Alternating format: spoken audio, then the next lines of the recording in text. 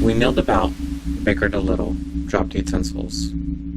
Finally, we were all satisfied with what we'd been able to snatch from the cupboards and refrigerator or swipe from each other, and we began quietly plastering mustard or mayonnaise on our brightly colored food. The mood was one of deadly serious anticipation, a reward hard won. The table was crowded, and Babette and Denise elbowed each other twice, although neither spoke. Wilder was still seated on the counter surrounded by open cartons, crumpled tinfoil, shiny bags of potato chips, bowls of pasty substances covered with plastic wrap, flip-top rings and twist ties, individually wrapped slices of orange cheese. Heinrich came in, studied the scene carefully, my only son, then walked out the back door and disappeared.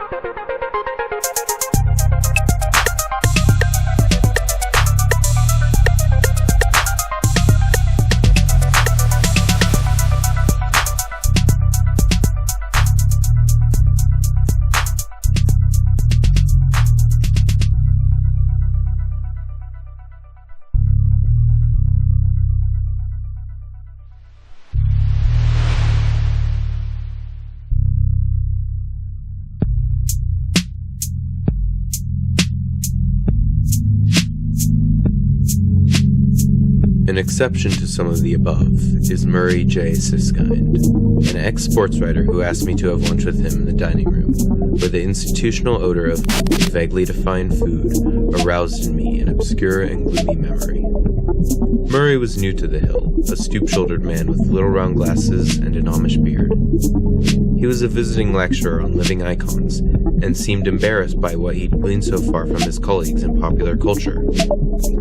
I understand the music. I understand the movies. I even see how comic books can tell us things. But there are full professors in this place who read nothing but cereal boxes.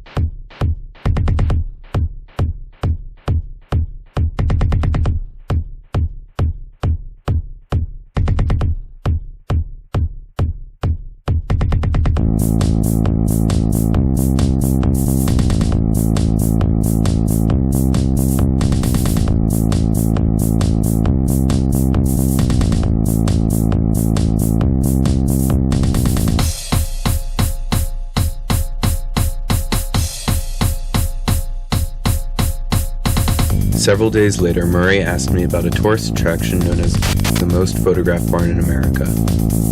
We drove 22 miles into the country around Farmington. There were meadows and apple orchards. White fences trailed through the rolling fields. Soon, the signs started appearing. The most photographed barn in America. We counted 5 signs before we reached the site.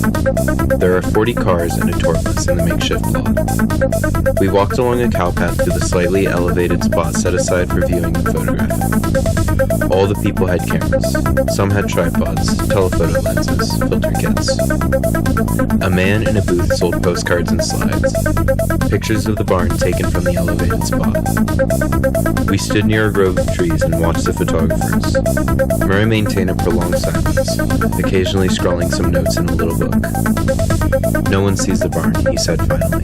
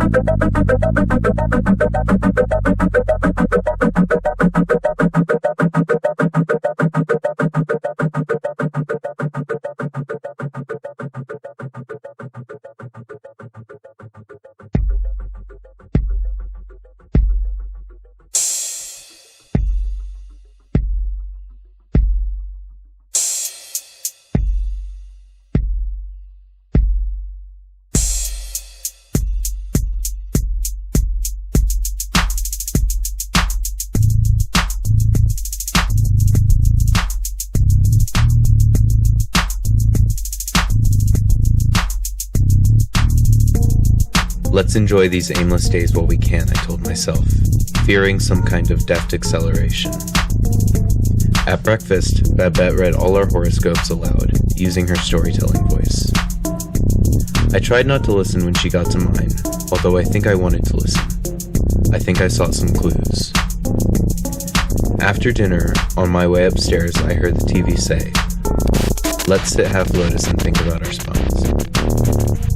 That night, seconds after going to sleep, I seemed to fall through myself, a shallow, heart-stopping plunge. Jarred awake, I stared into the dark, realizing I'd experienced the more or less normal muscular contraction known as the myoclonic jerk. Is this what it's like? Abrupt, peremptory?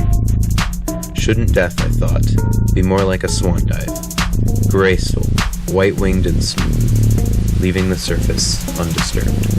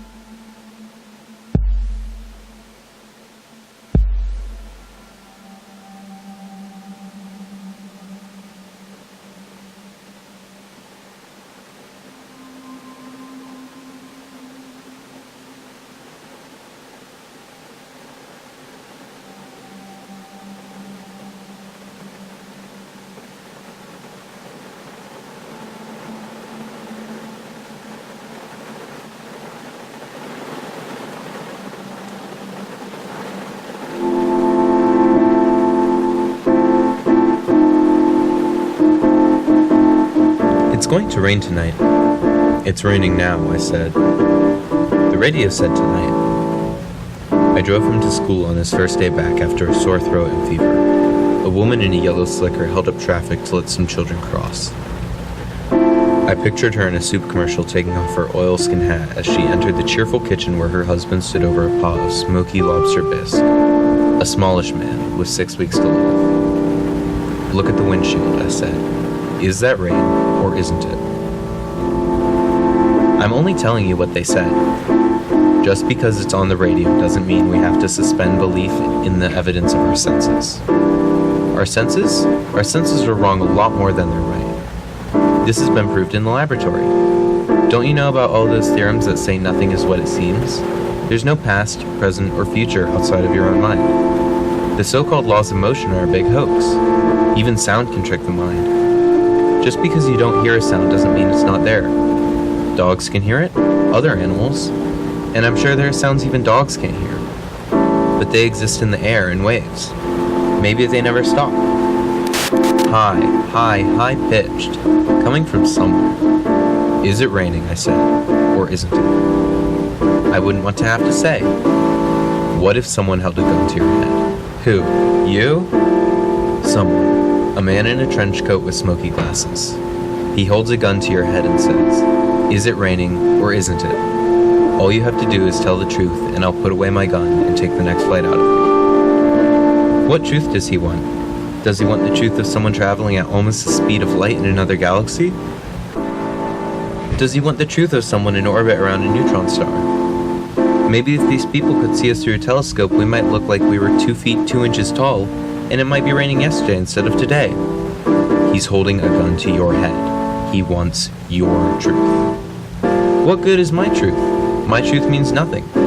What if this guy with the gun comes from another planet in a whole different solar system? What we call rain, he calls soap. What we call apples, he calls rain.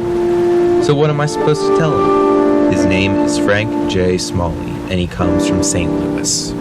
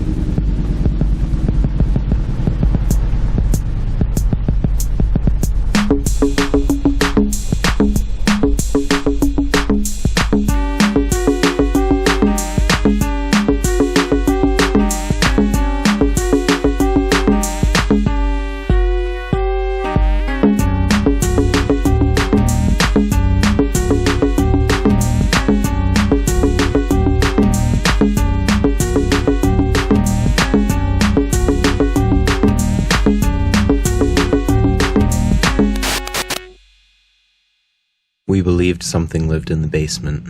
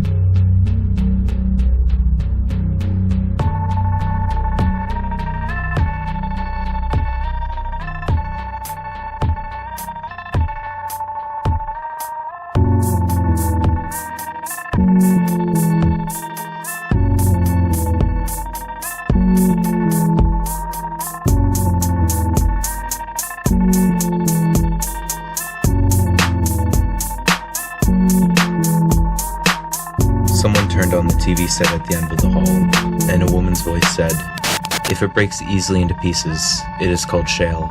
When wet, it smells like clay." We listened to the gently plummeting stream of nighttime traffic.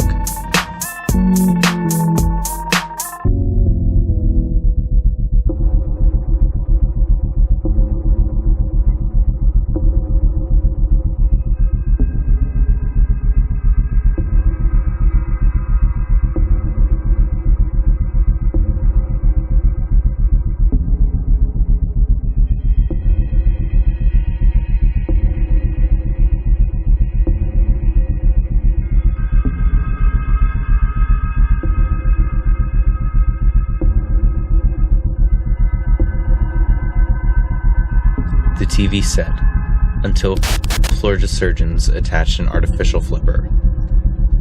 Babette and I tell each other everything. I have told everything, such as it was at the time, to each of my wives. There is more to tell, of course, as marriages accumulate. But when I say I believe in complete disclosure, I don't mean it cheaply, as anecdotal sport or shallow revelation. It is a form of self-renewal and a gesture of custodial trust. Love helps us develop an identity secure enough to allow itself to be placed in another's care and protection. Babette and I have turned our lives for each other's thoughtful regard, turned them in the moonlight in our pale hands, spoken deep into the night about fathers and mothers, childhood, friendships, awakenings, old loves, old fears, except fear of death. No detail must be left out. Not even a dog with ticks or a neighbor's boy who ate an insect on a dare. The smell of pantries, the sense of empty afternoons, the feel of things as they rained across our skin, things as facts and passions, the feel of pain, loss, disappointment, breathless delight. In these night recitations, we create a space between things as we felt them at the time and as we speak them now.